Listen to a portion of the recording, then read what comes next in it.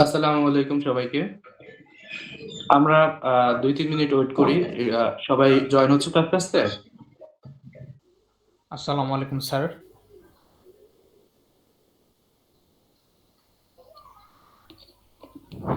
ওয়ালাইকুম আসসালাম।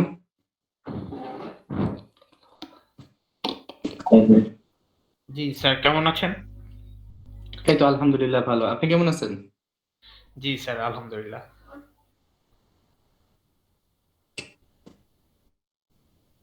আচ্ছা, আমরা একটু ওয়েট করি কিছুক্ষণ। সবাই যুক্ত হোক, তারপরে আমরা শুরু করি।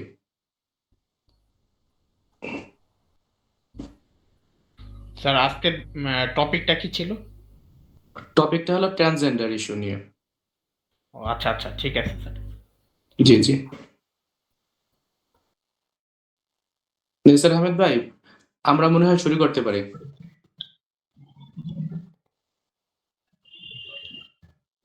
আচ্ছা, ঠিক আছে। আমাকে কি ঠিকমতো শোনা যাচ্ছে? জি, আপনাকে ঠিকমতো শোনা যাচ্ছে। আচ্ছা, ঠিক আছে, তাহলে আমরা শুরু করতে পারি।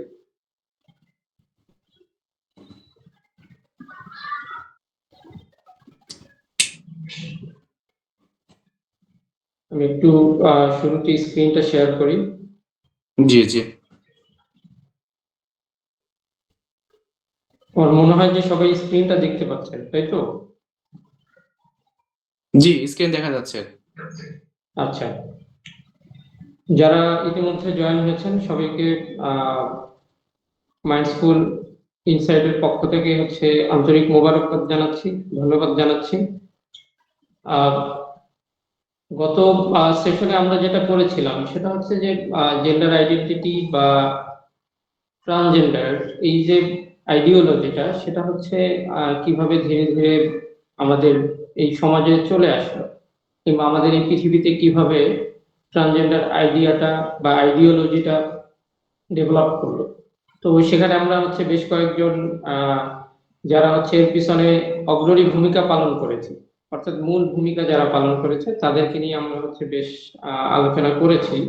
তো ফার্স্ট সেশন একটু আমি যদি সামারি করি, তাহলে ওখানে আমরা ট্রান্সজেন্ডারের ডেফিনেশন জেনেছিলাম, যে ট্রান্সজেন্ডার বলতে আসলে কি বোঝায়।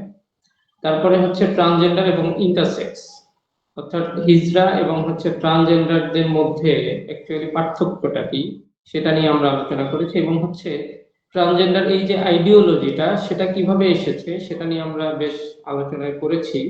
তো আজকে আমাদের মূলত আলোচনার যে বিষয় সেটা যে ট্রান্সজেন্ডার এবং সেক্স, এই দুইটার মধ্যে অ্যাকচুয়ালি পার্থক্যটা কি। একটা সময় এই দুইটা শব্দকে একই শব্দে রূপান্তরিত করা হতো, অর্থাৎ সেক্স বলতে যেটা বোঝাতো, জেন্ডার বলতে সেটাই বোঝাতো। পরবর্তীতে আহ, এই জেন্ডার শব্দটাকে সেক্স থেকে আলাদা করা হয়, এবং এই যে জেন্ডার এবং এই জেন্ডারের টাইপস কতগুলা হতে পারে, এবং আমরা যেটা জানবো সেটা যে জেন্ডার ডিসফোরিয়া, অর্থাৎ বর্তমান সময়ে যেটাকে জেন্ডার ডিসফোরিয়া বলা হয়, এটা একটা সময় ছিল জেন্ডার আইডেন্টিটি ডিসঅর্ডার এই নামে। তো জেন্ডার আইডেন্টিটি ডিসঅর্ডার থেকে এটা কিভাবে জেন্ডার ডিসফোরিয়াতে রূপান্তরিত হলো। তো আমি অ্যাকচুয়ালি সেশনের মানে মূল সেশন শুরু করব। তার আগে আমার একটা জিনিস জানতে হবে, সেটা গত সেশনে আমরা যেটা করেছি, যে আমরা এখানে যারা জয়েন হয়েছি তারা আসলে কে কোন ডিসিপ্লিন থেকে এসেছেন, একটু যদি মেনশন করেন, তাহলে আমরা যখন সামনে ইন্টারাকশন সেশন স্টার্ট করব, তখন আপনাদের সাথে আমাদের কানেক্টিভিটিটা কিংবা কমিউনিকেশনটা আরো বেটার হবে বলে আমি মনে করি। এই কারণে প্লিজ সবাই একটু ডিসিপ্লিনটা যদি মেনশন করতেন বা ব্যাকগ্রাউন্ডটা যদি মেনশন করতেন মেসেজে, তাহলে আমাদের জন্য একটু সুবিধা হতো। তো এই জন্য আমি আহ, একটা মিনিট সময় নিচ্ছি, এবং আরো অনেকেই জয়েন হচ্ছেন। তো সব মিলে আহ, আমি একটা মিনিট সময় নিচ্ছি। 1 মিনিটের মধ্যে আশা করি আপনারা সবাই আপনাদের ডিসিপ্লিনটা যদি বা আপনাদের ব্যাকগ্রাউন্ডটা যদি এখানে মেনশন করেন, তাহলে আমাদের জন্য সুবিধা হবে এবং ইন্টারেকশন সেশনটা বেশ ফ্রুটফুল হবে বলে আমি মনে করি। আপনারা যারা প্রথম সেশনে যুক্ত হতে পারেন নাই, তারা কিন্তু আমাদের ইউটিউব চ্যানেলে প্রথম সেশনের ভিডিওটা আপলোড দেওয়া আছে। সেখান থেকে আপনারা প্রথম সেশনের পুরো কন্টেন্ট গুলো আপনারা দেখে নিতে পারেন। তবে এই সেশন পরে আমি প্রথম সেশনের ভিডিওটা আমি এখানে এই গ্রুপে লিংক দিয়ে দিব, যারা যারা দেখে নিতে চান তারা দেখে নিতে পারেন। আর আজকের সেশনেরও যারা অংশগ্রহণ করতে পারে নাই তারা হলো আগামীকাল ইনশাল্লাহ আজকের সেশনের ভিডিওটা পেয়ে যাবেন। আর আপনারা যদি চান যে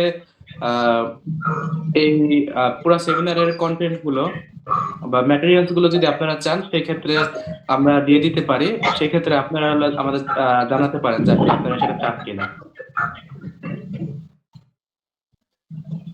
আরেকটা জিনিস হচ্ছে জানতে চাচ্ছি যে আপনারা কমেন্টস করতে থাকুন।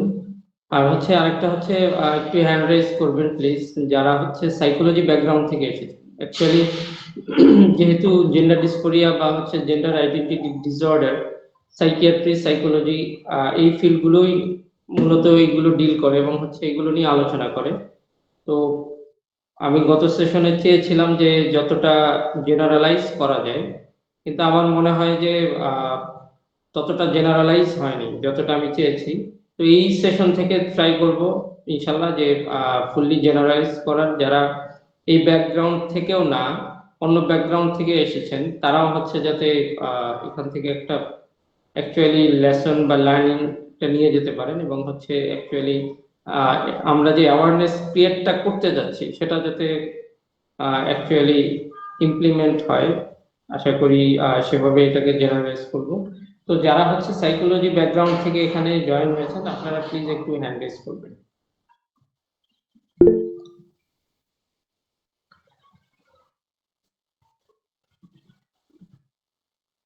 আচ্ছা, আমরা বেশ কয়েকজনকে দেখতে পাচ্ছি যারা হচ্ছে সাইকোলজি ব্যাকগ্রাউন্ড থেকে এসেছেন। আচ্ছা, তো তাহলে হচ্ছে এই যে তাহলে হচ্ছে আমি শুরু করতে পারি।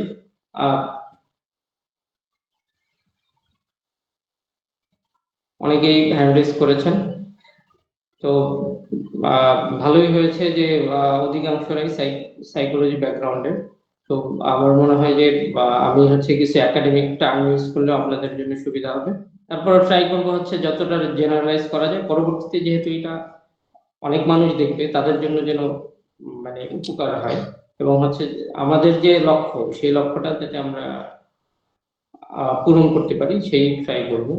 আচ্ছা, তো আজকে আমাদের হচ্ছে যে টপিক সেটা নিয়ে আমরা মোটামুটি বলেছি যে আজকে হচ্ছে সেক্স এন্ড জেন্ডারের টাইপস গুলো কি, এবং হচ্ছে জেন্ডার ডিসফোরিয়া কিভাবে এর আগে কেন জেন্ডার আইডেন্টিটি ডিসঅর্ডার জেন্ডার ডিসফোরিয়াতে রূপান্তরিত হলো।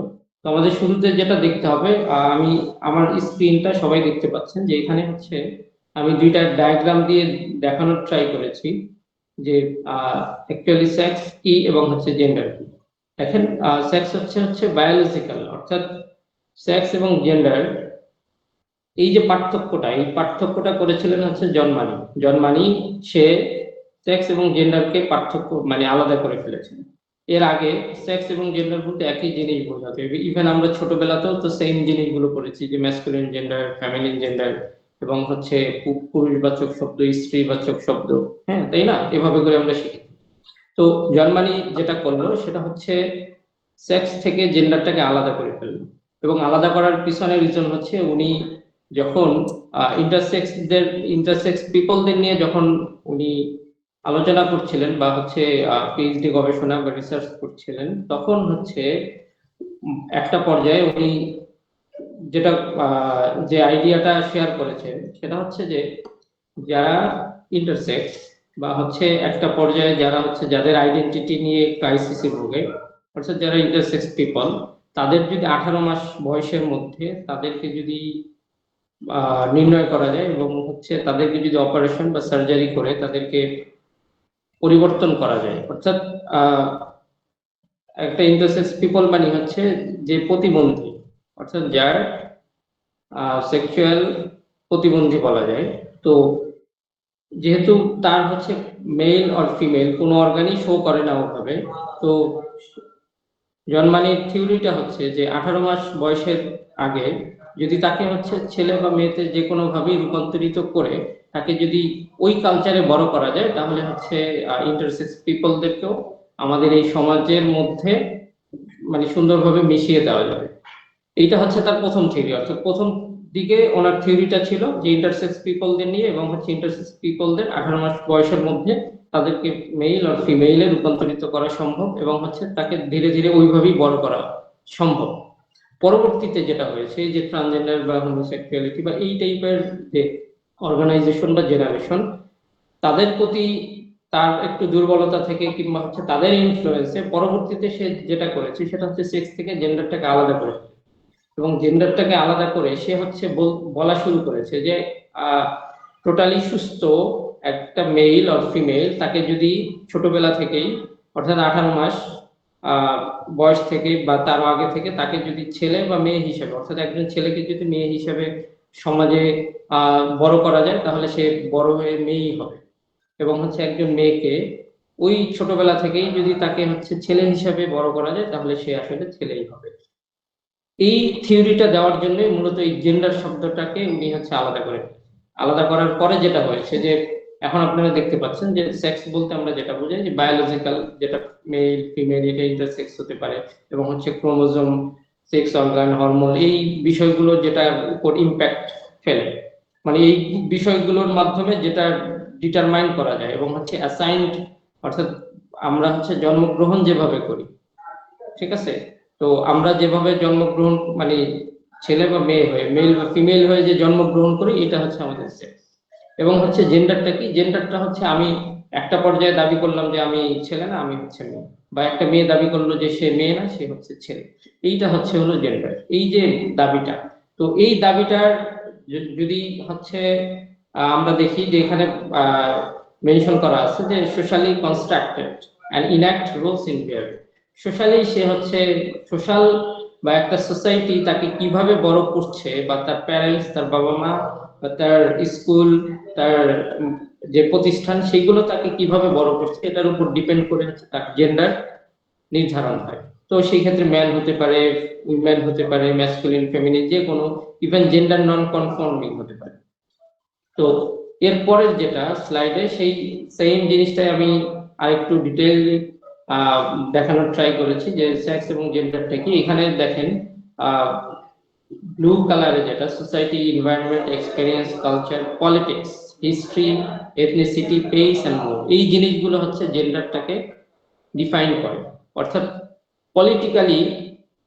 পলিটিক্যাল পাওয়ার ডিফাইন করে দিবে যে আমাদের সমাজে এতগুলো লোক আছে, বা এতগুলো পুরুষ আছে, এতগুলো মহিলা আছে, কিংবা হচ্ছে পলিটিক্যাল ইনফ্লুয়েন্স, কিংবা হিস্ট্রিক্যাল কিংবা কালচারাল কোনো ইনফ্লুয়েন্সের কারণে কোনো ছেলে যদি মেয়ে হিসেবে দাবি করে, কিংবা কোনো মেয়ে যদি ছেলে হিসেবে দাবি করে, এটা তার জেন্ডার।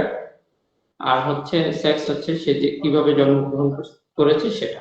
আচ্ছা, তো এখন প্রবলেম যেটা হলো সেটা হচ্ছে এই জায়গাটাই, যে যখন সেক্স থেকে জেন্ডার আলাদা হয়ে গেল তখন হচ্ছে জেন্ডারের যে এত ভেরিয়েশন, সেই ভেরিয়েশন গুলো আসা শুরু হলো। ভেরিয়েশন গুলো কি, যেরকম আমি হচ্ছে গুগল করে প্রায় হচ্ছে 100-র উপরে জেন্ডার পেয়েছি।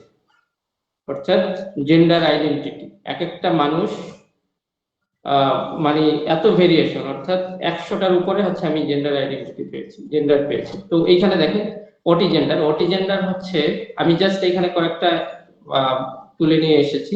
অটি জেন্ডার হচ্ছে যে একটা লোক বা মেল অর ফিমেল, সে টু বিং অটিস্টিক, সে যদি দাবি করে যে আমি একজন অটিস্টিক, তাহলে হচ্ছে সে অটি জেন্ডারের মধ্যে পড়বে।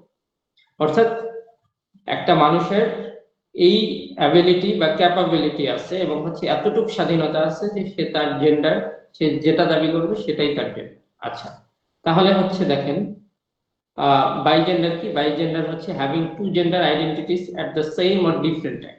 একই সাথে সে যে কোনো মানে দুইটা জেন্ডার হয়, মেল ফিমেল, একই সাথে হচ্ছে সে প্রকাশ করবে যে আমি হচ্ছে মেয়ে এবং হচ্ছে আমি ছেলে। তার মানে ব্যাপারটা হবে, দেখেন যখন আমাদের দেশে তো মেট্রো, তাই না, মেট্রোতে যেটা হয়েছে যে একটা শুধু উইমেনদের জন্য।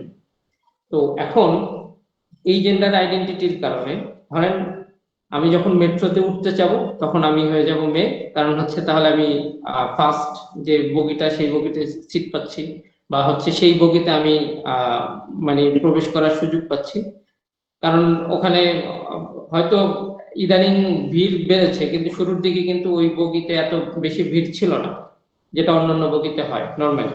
ওই বগিতে ভিড় কম থাকে, ছিল একটা সময় শুরুর দিকে। পরবর্তীতে যখন ট্রেন আরো আসবে কিংবা হচ্ছে আরো এই যে 6টা লেন সবগুলো চলে আসবে, তখন হয়তো কমবে। এখন ব্যাপারটা হচ্ছে যে আমি যখন বাসে সিট নিতে চাবো বা কোনো একটা সিট দাবি করবো, এটা মহিলার সিট, তখন যদি আমি চাই যে আমি এখন মেয়ে, যতক্ষণ বাসে আছি ততক্ষণ, তাহলে আমি ওই সিট দাবি করতে পারবো। বাস থেকে নেমে আমি আমি আবার যেরকম আছি সেরকম। বাইজেন্ডার জাস্ট এই জিনিসটাকে এক্সপ্রেস করে। আমি যখন দেখবো যে মহিলাদের লাইনে কোনো ভিড় নেই, আমি মহিলাদের লাইনে দাঁড়িয়ে যাব আমার অধিকারটা আদায় করার জন্য, এরপরে বাকি সময় আমি হচ্ছে ছেলে। আচ্ছা, তো এরকম হচ্ছে হলো ডেমিফ্ল্যাক্স, তারপরে হচ্ছে ইগো জেন্ডার, এরকম অনেক জেন্ডার আছে। এখানে দেখেন কাপস জেন্ডার যেটা, সেটা হচ্ছে Chaos gender. The person feels close to one gender when depressed and to another when not depressed. যখন একটা লোক ডিপ্রেসড থাকে তখন হচ্ছে এক ধরনের জেন্ডার প্রকাশ করে, এবং হচ্ছে যখন ডিপ্রেসড থাকে না তখন আরেক ধরনের জেন্ডার সে প্রকাশ করে।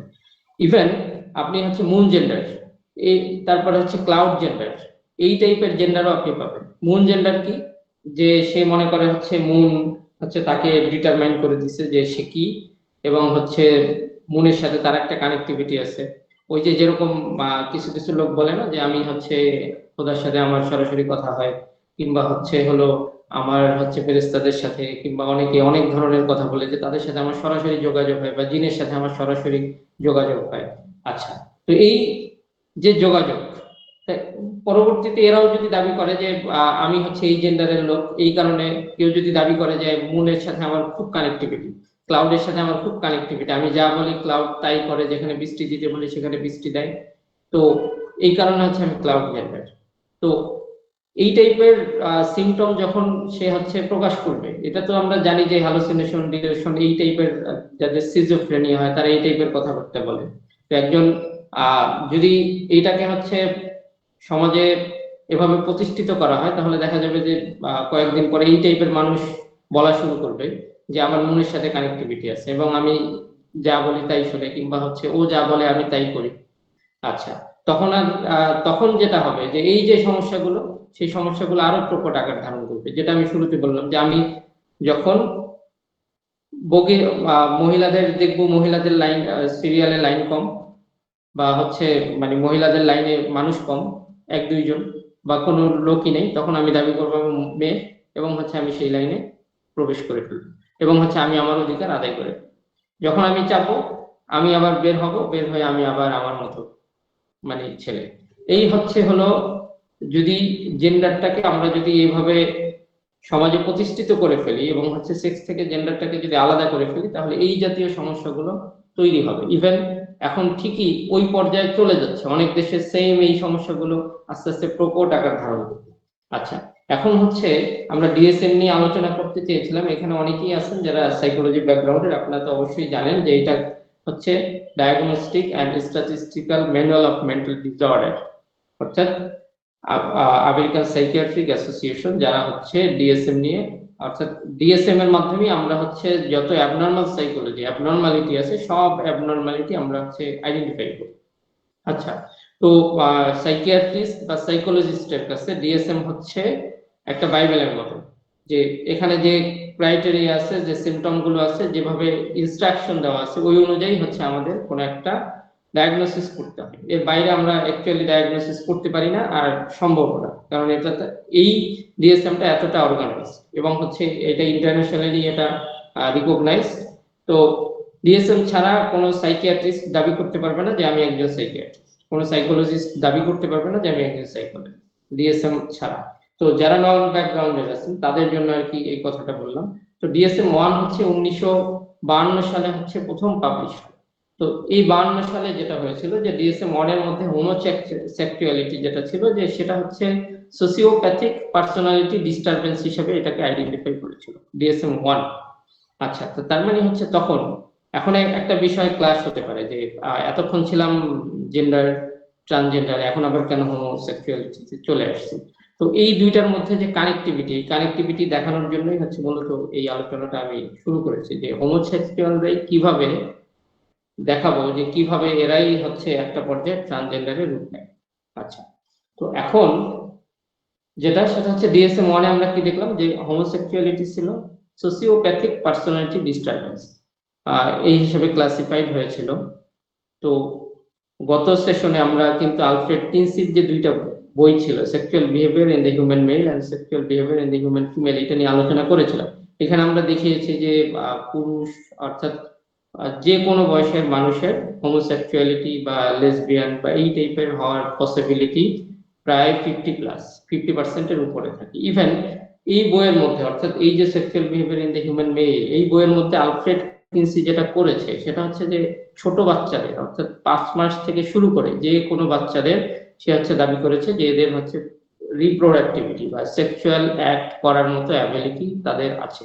অর্থাৎ 5 মাস শিশু থেকে শুরু করে যে কোনো বয়সের মানুষের সেক্সুয়ালি অ্যাক্ট করার ক্যাপাবিলিটি আছে। তাহলে আপনি চিন্তা করতে পারেন যে মানে সে কি আইডিওলজিটা আমাদের সমাজের মধ্যে প্রতিষ্ঠিত করতে চেয়েছিল, যে একটা 5 বছর, একটা 10 বছর বা একটা হচ্ছে 5 মাস, 1 বছর 2 বছরের বাচ্চাদের এই টাইপের অ্যাক্ট করার ক্যাপাবিলিটি আছে। তার মানে হচ্ছে যেটা তার এই যে আইডিওলজিটা, এটা কিন্তু আবার আপনি যদি ফ্রয়েডের সাথে মিলান, যে ফ্রয়েড যেটা বলেছিল যে হচ্ছে ছোটবেলা থেকে ইডিপাস কমপ্লেক্স, তারপরে হচ্ছে ইলেকট্রা কমপ্লেক্স, এইটার কারণে যে এক ধরনের কি হয় যে ছেলে বাচ্চা মায়ের প্রতি অ্যাট্রাক্টেড হয় এবং হচ্ছে মেয়ে বাচ্চা বাবার প্রতি অ্যাট্রাক্টেড হয়।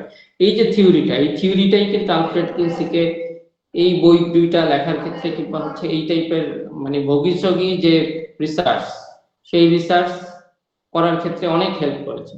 আপনারা যদি এই দুইটা বই নিয়ে মানে একটু ঘাটাঘাটি করেন, দেখবেন যে এই দুইটা বইয়ের যে রিসার্চ, সেই রিসার্চ নিয়ে গত সেশনেও কিন্তু আমি বলেছিলাম যে হচ্ছে প্রিজনারদের থেকে সে হচ্ছে ডেটা নিয়েছে, বা আমি ওই যে বলেছিলাম যে 100 জন চোরের থেকে যদি আমি ডেটা নেই, তাহলে দেখা যাবে যে 100 জন চোরের মধ্যে 90% হচ্ছে চোর। তার মানে আমি বলে দিতে পারবো যে বাংলাদেশের 90% হচ্ছে চোর, বা যে কোনো দেশের 90% চোর। কারণ হচ্ছে আমি 100 জন পিপলকে আমি একটা গ্রুপ করে এরপরে হচ্ছে আমি এই রিসার্চটা করলাম। আচ্ছা, তো এই আলফ্রেড কিনসির যে বই, এই বই এবং হচ্ছে সিগমন্ড ফ্রয়েডের যে থিওরি, এগুলো কিন্তু পরবর্তীতে যে হোমোসেক্সুয়াল যারা এদেরকে হচ্ছে খুব ইন্সপায়ার করেছে। ইন্সপায়ার করার পরে যেটা হয়েছে যে DSM-2 1968 হচ্ছে পাবলিশ হয়েছিল।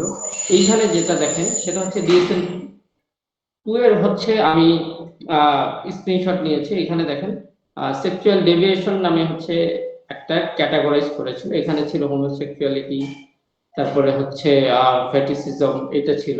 কিন্তু এখানে একটা পয়েন্ট খুব উল্লেখযোগ্য যেটা আমি দাগ দিয়েছি, এখানে সেক্সুয়াল ডেভিয়েশনের ক্ষেত্রে DSM-2 তে যেটা বলা হয়েছিল যে সেটা হচ্ছে this diagnosis is not appropriate for individuals who perform deviant sexual act because normal sexual objects are not available to them.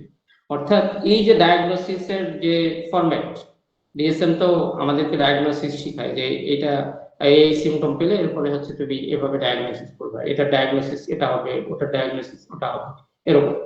তো এই ডায়াগনোসিস হচ্ছে অ্যাপ্রোপ্রিয়েট হবে না কাদের জন্য, যারা হচ্ছে কোনো কারণে অর্থাৎ তাদের এই যে সেক্সুয়াল অ্যাক্ট মানে এই যে ডেভিয়েন্টটা, এই যে ভেরিয়েশনটা, এইটা হচ্ছে কোনো কারণে ডেভেলপ করছে। কারণটা কি, যে তারা লিগ্যাল কোনো পার্টনার পাচ্ছে না যার সাথে সে হচ্ছে সেক্সুয়ালি অ্যাক্ট করবে। এই কারণে অর্থাৎ সোজা কথা যেটা, সেটা হচ্ছে একজন পুরুষ তার হচ্ছে পার্টনার পাচ্ছে না, যে একজন মেল একজন ফিমেল পাচ্ছে না, কিংবা একজন ফিমেল তার হচ্ছে মেল পার্টনার পাচ্ছে না, না পাওয়ার কারণে সে তার যে ডিজায়ারটা, সেই ডিজায়ারটা একজন ফিমেলের সাথে করছে, কিংবা একজন মেলের সাথে করছে। এইটাই হলো সেক্সুয়াল ডেভিয়েশন।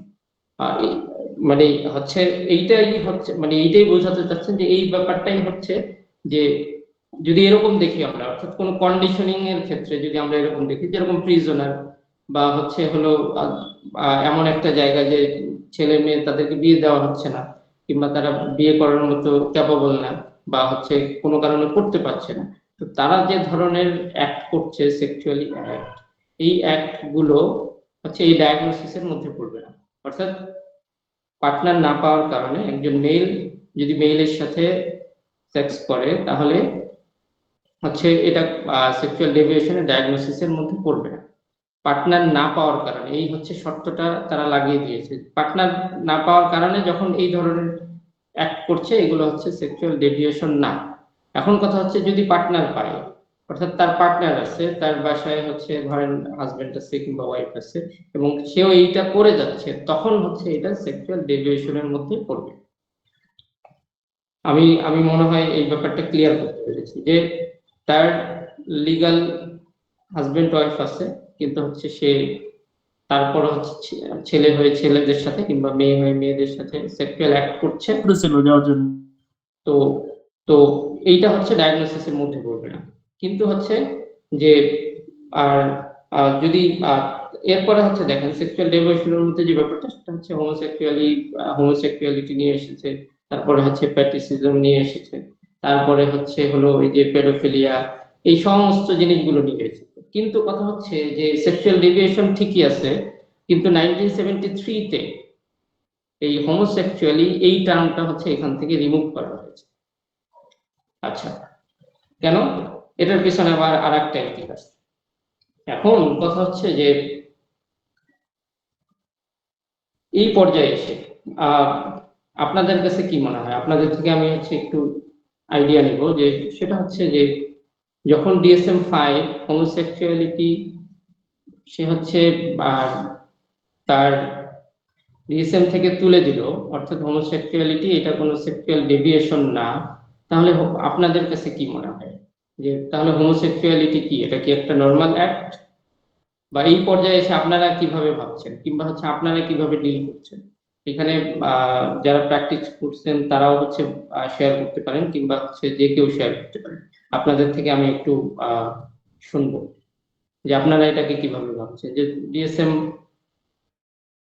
DSM-2 থেকে বা যখন হচ্ছে হোমোসেক্সুয়ালিটি এটাকে যখন তুলে দেওয়া হলো, তার মানে হোমোসেক্সুয়াল এখন কোনো সেক্সুয়াল ডেভিয়েশন না, তাহলে এটা আসলে কি?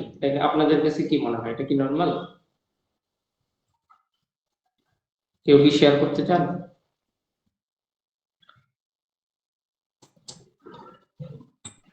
আসলে তো এটা তো আর হলো নর্মাল হওয়ার কথা না, কারণ যেহেতু DSM-5 থেকে বাদ দিয়ে দিয়েছে তাই সেখানে তো আর এটাকে প্রবলেম হিসেবে দেখা হচ্ছে না। যেহেতু যেটা প্রবলেম না সেটাই তো নর্মাল। জি জি জি জি জি আচ্ছা আচ্ছা, তাহলে আমরা হচ্ছে সামনে এগোই। তো আমরা যেটা দেখলাম সেটা হচ্ছে যে হোমোসেক্সুয়ালিটিকে 1973-তে এই টার্মটা DSM-2 থেকে উঠিয়ে দেওয়া হয়েছে। কেন উঠিয়ে দেওয়া হয়েছে? কারণ হচ্ছে 1969 অর্থাৎ 1969 সালে একটা রায়ট হয়েছে। এটা নিউ ইয়র্কে একটা রায়ট হয়েছিল যেটাকে স্টোনওয়াল রায়ট বলে। এই রায়টের মধ্যে যেটা হয়েছে, পুলিশের সাথে এই সমকামী যারা হোমোসেক্সুয়াল তাদের সাথে একটা সংঘর্ষ হয়েছিল এবং এই সংঘর্ষটা প্রায় 5 দিন ছিল।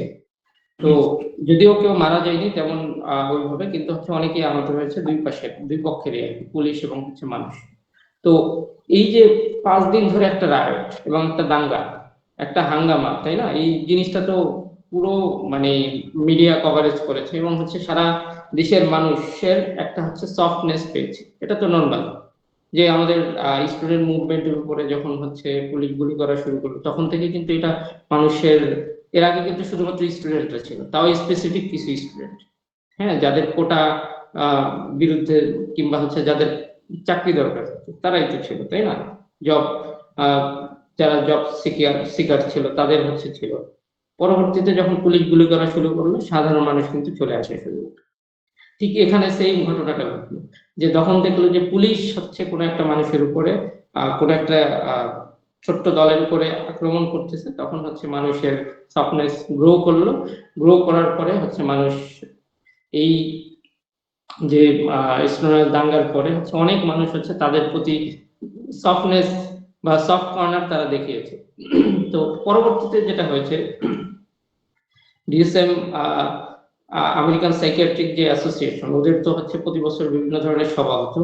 এই সভাতে 1970, 1971, 1972 এই 3 বছরের যে বার্ষিক সভা, এই সভাগুলোতে এই যে মিটিংগুলোতে হচ্ছে এই যে যারা হোমোসেক্সুয়াল বা গে, তারা হচ্ছে এই জিনিসটাকে বলা শুরু করেছে যে তোমরা ডিএসএম এ হোমোসেক্সুয়ালিটি একটা সেক্সুয়াল ডেভিয়েশন দিয়েছো বলেই হচ্ছে হোমোসেক্সুয়ালিটির বিরুদ্ধে পুলিশ হচ্ছে বা দেশের পলিটিক্স হচ্ছে বিরুদ্ধে গিয়েছে, বা দেশের সাধারণ মানুষ হচ্ছে এটার বিরুদ্ধে গিয়েছে। তো যেটা হয়েছিল যে সেটা হচ্ছে যে তাদের কথা ছিল যে এটা যদি তোমরা DSM-5 এ ইনক্লুড করো, বাট সরি ডিএসএম এ যদি তোমরা এটাকে ইনক্লুড করো, তাহলে যেটা হবে যে তখন এটা একটা ডিসঅর্ডার, এবং ডিসঅর্ডার সেহেতু এটার ট্রিটমেন্টটা তখন ছিল কনভার্সন থেরাপি, মানে ইলেকট্রিক শক দিত বা অ্যাভার্সন করতো, অর্থাৎ কোনো অ্যাভার্সন যেটা ওই যে আমরা বাচ্চাদের দুধ ছাড়ানোর সময় যেটা করি, on type of aversion therapy, যে কোনো একটা মানে হচ্ছে তিতা টক বা হচ্ছে মানে অনেকে অনেক ভাবে করে, যাতে বাচ্চা হচ্ছে ওইটার প্রতি তার একটা নেগলেন্সি তৈরি হয়। এটা হচ্ছে অ্যাভার্সন থেরাপি। আর হচ্ছে হলো শক থেরাপি, ইলেকট্রিক শক দিত যাতে হচ্ছে সে পেইনের কারণে হচ্ছে তার কাছে এই জিনিসটা মানে আস্তে আস্তে খারাপ লাগা শুরু হয়, এরকম আর কি।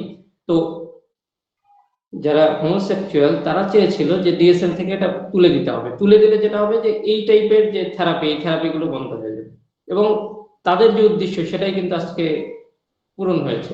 ডিএসএম থেকে হোমোসেক্সুয়ালিটি, লেসবিয়ান বা এই টাইপের যত হোমোসেক্সুয়াল অ্যাক্ট আছে সব বন্ধ করে দেওয়া হয়েছে, যার কারণে এখন হচ্ছে কেউ যদি চায় যে ছেলে থেকে মেয়ে হতে এবং হচ্ছে মেয়ে থেকে ছেলে হতে, কিংবা হচ্ছে একটা ছেলে হয়ে আর একটা ছেলের সাথে সে হচ্ছে সংসার করতে চায়, একটা মেয়ে হয়ে আর একটা মেয়ের সাথে সংসার করতে চায়, এখন হচ্ছে তাকে এই সুযোগটা দেওয়া হয়। আমার মনে হয় যে আমি বোঝাতে পেরেছি যে আসলে কেন তারা চেয়েছিল যে হোমোসেক্সুয়ালিটি এটা এখান থেকে রিমুভ করা হবে। তো তারা যেটা চেয়েছে, তো 1973 সালে এটাকে রিমুভ করা হয়েছে।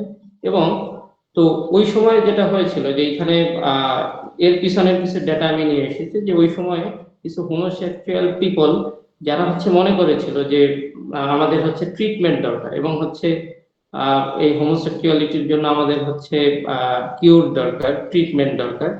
তো একটা পার্সেন্টেজ, অর্থাৎ এই যে গেজ একটা পার্সেন্টেজ, তারা এভাবে মনে করেছিল যে আমাদের ট্রিটমেন্ট দরকার, যেহেতু ডিএসএম এটা ডিসঅর্ডার হিসেবে মেনশন করা আছে এবং হচ্ছে এটা একটা মেন্টাল ডিসঅর্ডার হিসেবে, তো হোমোসেক্সুয়াল অ্যাক্ট এটা একটা মেন্টাল ডিসঅর্ডার তারা মনে করে, তারা হচ্ছে ট্রিটমেন্ট চেয়েছে এবং হচ্ছে তারা ট্রিটমেন্ট নিয়েছে।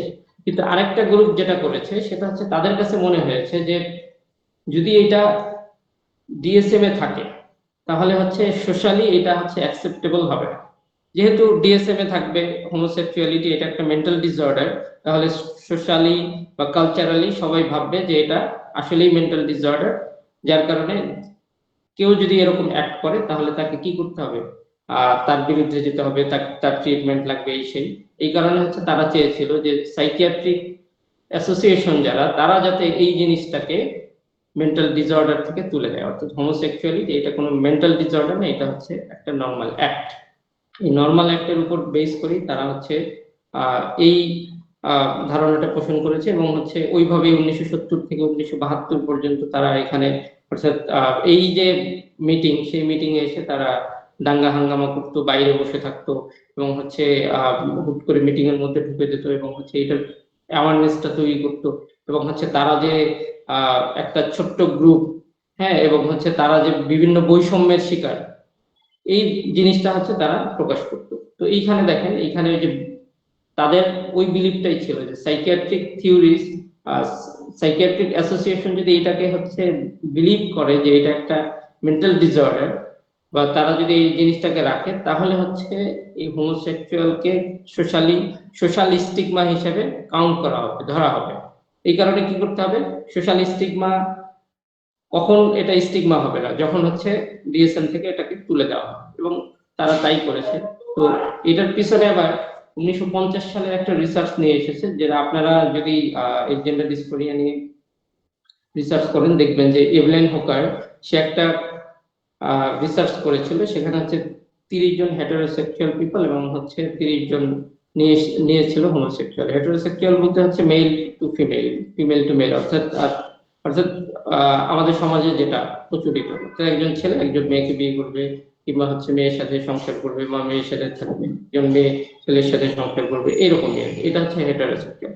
তো এই দুই দলের লোকদের নিয়ে সে গবেষণা করে দেখেছে যে অ্যাকচুয়ালি যারা হচ্ছে হোমোসেক্সুয়াল তাদের কোনো সাইকোলজিক্যাল ডিস্টারবেন্স হয় না। অর্থাৎ সে এই রিসার্চটা করে দেখিয়েছে যে 30 জন নিয়েছে ওই দল থেকে যারা নর্মাল, এবং 30 জন নিয়েছি যাদেরকে তোমরা হচ্ছে অ্যাবনর্মাল বলো। তো এই দুইটা রিসার্চ করে আমরা দেখতে পেয়েছি তার ভাষ্য অনুযায়ী যে ওই 30 জন যেভাবে আছে এই 30 জন ঠিক সেভাবেই আছে, তাদের কোনো হচ্ছে সাইকোলজিক্যাল ডিস্টারবেন্স নেই। যেহেতু তাদের সাইকোলজিক্যাল কোনো ডিস্টারবেন্স নেই, তাহলে সেই ক্ষেত্রে তাদের যে অ্যাক্ট, এই অ্যাক্টটাকে কখনো ডিএসএম এর মধ্যে রাখা যাবে না।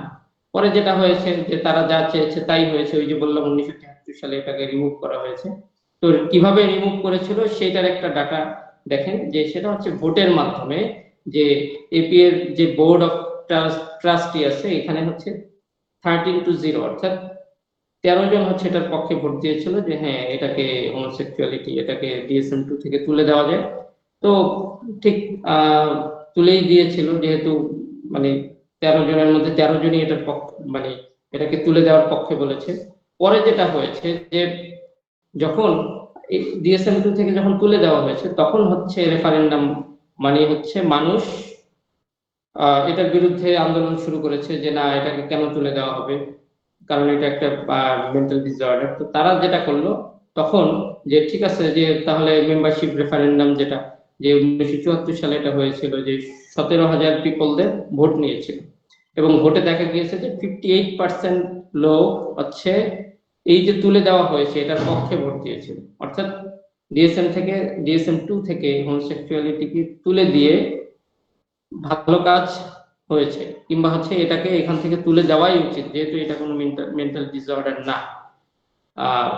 তো এটার পক্ষে ভোট দিয়েছিল হচ্ছে 58% পিপল, অর্থাৎ 58% মনে করেছে যে এটাকে তুলে দেওয়া হয়েছে এটাই এটা ঠিক আছে, এবং হচ্ছে বাকি পিপলরা মনে করেছিল যে না এটাকে তুলে দেওয়া ঠিক হয়নি। এই ছিল হচ্ছে হলো DSM-2 থেকে এটা বের হয়ে যাওয়ার আসল কাহিনী। পরে যেটা হয় যে সেটা হচ্ছে DSM-3 আসে 1980-তে।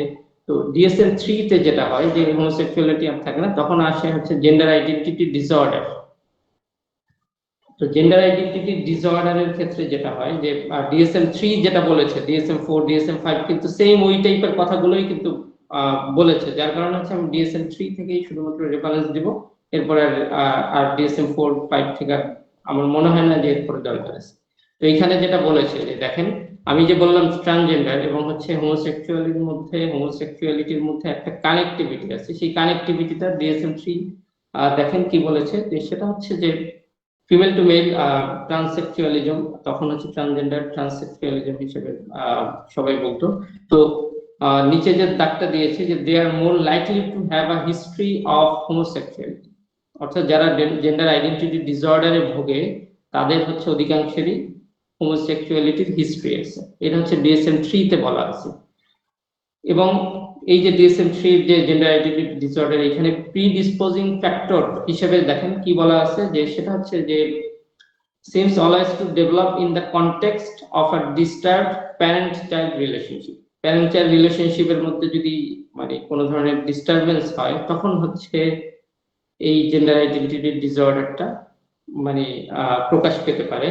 এরপরে হচ্ছে এটা ক্লারিফাই হবে এটার মাধ্যমে, যে এখানে বলছে যে absence of father during the earliest year, অর্থাৎ একটা ছেলে মায়ের কাছে বড় হয়েছে তখন তার বাবা ছিল না, তখন ওই ছেলের মধ্যে তার মায়ের গুণ বা তার মা হচ্ছে তার কাছে মডেল হতে পারে, এবং হচ্ছে দেখা যেতে পারে যে তার মাই হচ্ছে তার মা তার কাছে আদর্শ আইডিয়াল মডেল, যার কারণে হচ্ছে সে তার মাকে কপি করতে চায়।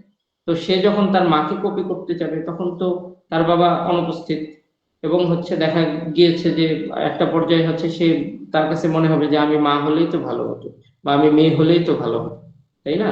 আচ্ছা, এইভাবে কিন্তু ডেভেলপ করে, অর্থাৎ একটা ছেলে মেয়ে হওয়ার যে বাসনা, সেই বাসনাটা কিন্তু ওই যে ওই সময় সে কোনো পুরুষকে কিংবা হচ্ছে তার বাবাকে বা তার ভাইকে বা কোনো পুরুষকে হচ্ছে আইডল হিসেবে সে অ্যাকসেপ্ট করতে পারেনি বিভিন্ন ধরনের বিহেভিয়ারের কারণে।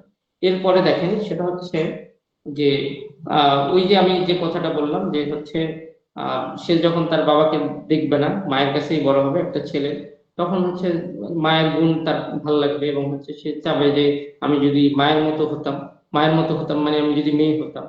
আবার হচ্ছে ঠিক বিপরীত দিকে একটা ছেলের ক্ষেত্রেও একটা মেয়ের ক্ষেত্রেও এরকম হতে পারে, সে যদি মা ছাড়া বড় হয়, বাবার কাছে বড় হয়, তার বাবাকে তার কাছে আইডল মনে হবে এবং হচ্ছে মনে হবে যে বাবাই তো আদর্শ, এবং বাবা, আমি যদি পুরুষ হতাম কিংবা হচ্ছে আমি যদি বাবা হই তাহলেই তো মানে আমি এরকম, আমার বাবা যেরকম আহ অনেক কিছু করেছে, আমি এভাবে এরকম অনেক কিছু করতে পারবো।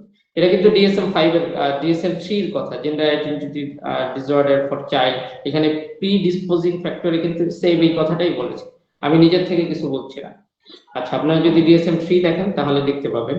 তো এরপরে DSM-3 তে তো জেন্ডার আইডেন্টিটি ডিসঅর্ডার এভাবে এক্সপ্রেস করার পরে DSM-4 এবং 5 এ যেটা করলো সেটা হচ্ছে এই জেন্ডার আইডেন্টিটি ডিসঅর্ডার হয়ে গেল জেন্ডার ডিসফোরিয়া।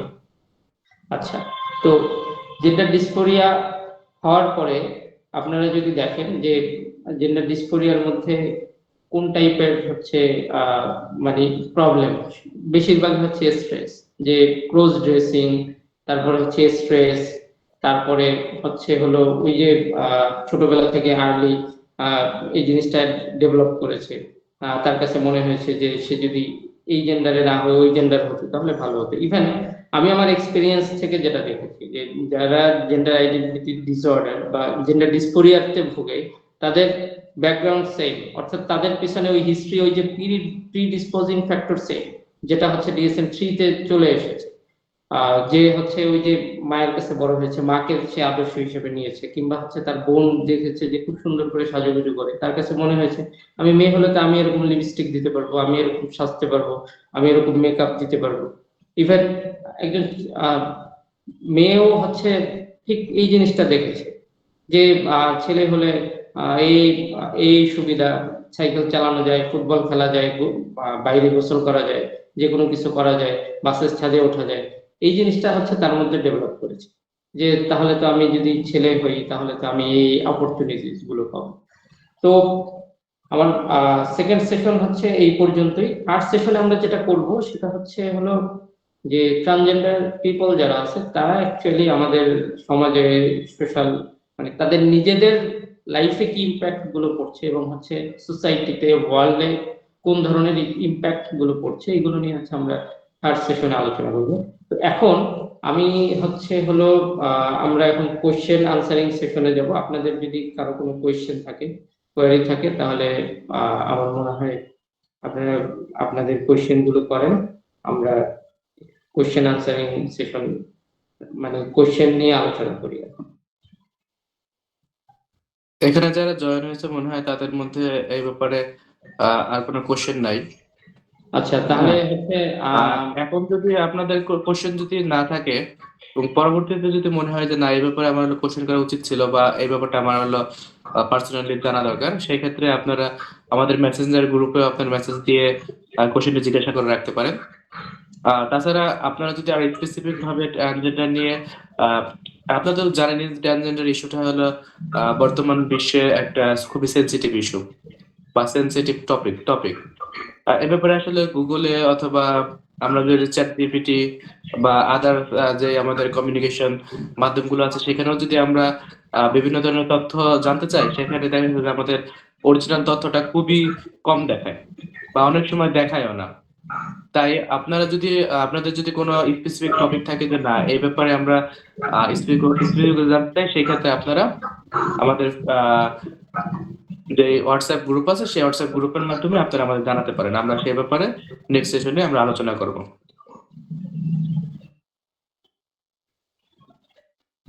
আচ্ছা, তো আমি আমার কিছু এক্সপিরিয়েন্স শেয়ার করি। সেটা হচ্ছে জেন্ডার ডিসফোরিয়ার ক্ষেত্রে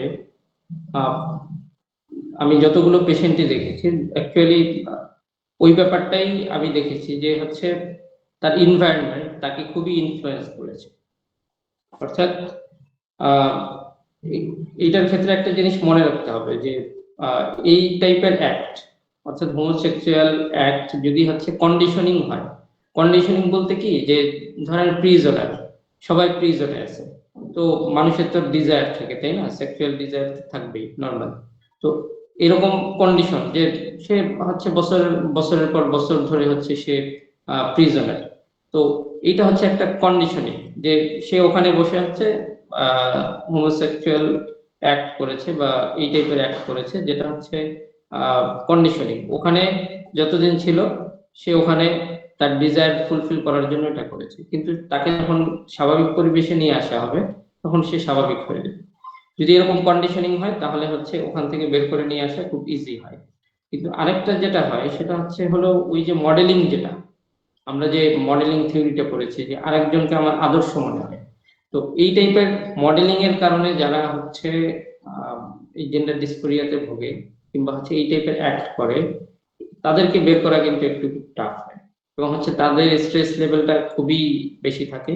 এবং হচ্ছে তখন যেটা হয় ওই যে যেটা বললাম যে ছেলে তার বোনকে, মাকে, আর তারপরে হচ্ছে তার আত্মীয় স্বজন মহিলাদেরকে দেখে খুব সেজে গুজে থাকে, তার কাছে ভালো লেগেছে। ইভেন আমার একটা পেশেন্ট, সে হচ্ছে ডক্টরের চেম্বার থেকে বের হয়ে তার মাকে বলতেছে, জেন্ডার ডিসফোরিয়া পেশেন্ট, দেখছো মা এই ডক্টরটা কত সুন্দর, কত সেজে গুজে এসেছে।